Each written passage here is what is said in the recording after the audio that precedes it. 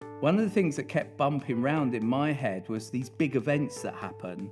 These events go all around the world all the time. Could we lean into what we do? I think the learning from Formula One is also spinning into this as well for us. It's about the communities and the fans. What do we do to make them participate? Sometimes we're just overthinking it.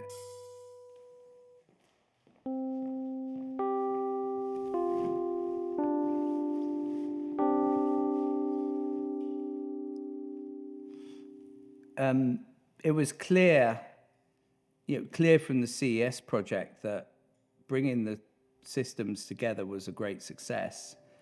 And this opened us up to thinking a bit broader around where can we really add value by bringing these systems together in the future? What are the opportunities where we can solve a really interesting potential problem? One of the things that kept bumping round in my head were these events, these big events that happen, like the Olympics or the World Cup, big sporting occasions where large infrastructure is needed. And I remember it from 2012 when we had the Olympics in England or in London. And, it was done really well, actually, in my mind. There was a lot of temporary structures used and a lot of infrastructure built. And there was a lot of consideration to the legacy. But still, we know that these events go all around the world all the time, from place to place. And London was very fortunate because it's incredibly wealthy. So it had the resource to really invest heavily. I've been thinking a lot after the CES about, could we lean into what we do and bring a solution, a package of architectural products to big sporting events, particularly, like I said, particularly the Olympics. We already have a lot of experience with Formula One, where we're doing a lot of premium hospitality, premium retail. And I think the learning from Formula One is also spinning into this as well for us. So I think that this scoping out how we create these really engaging, exciting systems to help these other events is a really big thing we're going to push. But alongside that, which I'm also really excited about, and we touched on it on a project in 2010 with Coca-Cola, we started to look at the concept of what happens if you create smaller stadiums to do events that can be set up and moved around. So sometimes there's an overbuild of stadia. Not every country needs 12 new football grounds to host the World Cup. Now, I'm not saying that Airclad, and with Airclad, we're going to build a mobile football stadium, because it could be quite cool.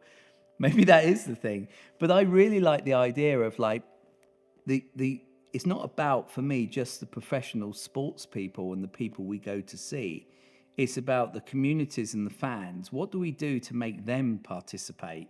How do we make the World Cup a participate all event?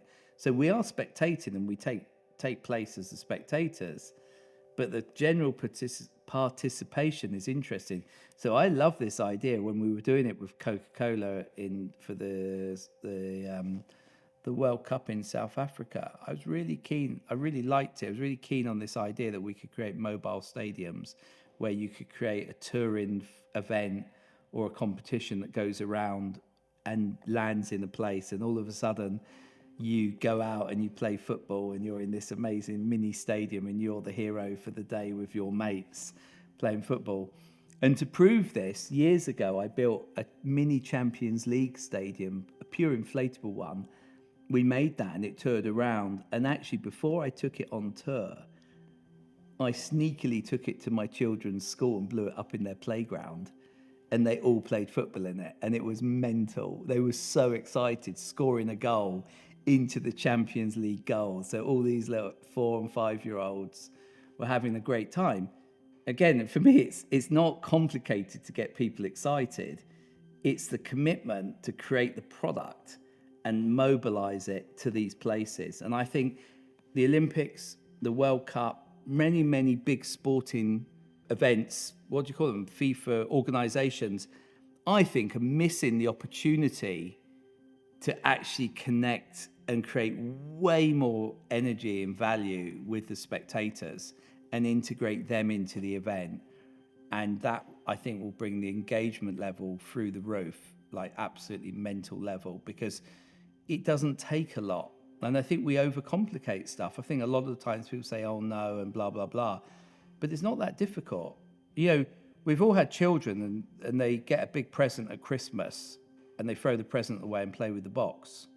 For me, we just need to build lots of cool little boxes, put them up around the event, and people will have fun and they will engage. They will do the bit themselves. And I think sometimes we're just overthinking it. And it's as simple as that. Like I said with the other system, just bring simple things there and make it, you know, allow it to come alive. And that's what I'm thinking now with the sports. I saw with the CES, I saw the integration of our systems. I think there's a pragmatic way that we can bring fantastic structures to these events and integrate them for the event, and the legacy is taken care of because we will reuse them afterwards. They'll always be available and reusable. But then there's this other side bit which I really get excited about, which is how we get because it's always corporate hospitality, it's always money for that, champagne and blah blah blah. How do we get the local team that wants to be a star having some fun? So I really get excited about pulling all that together, and I'm definitely going to be a big player in the future.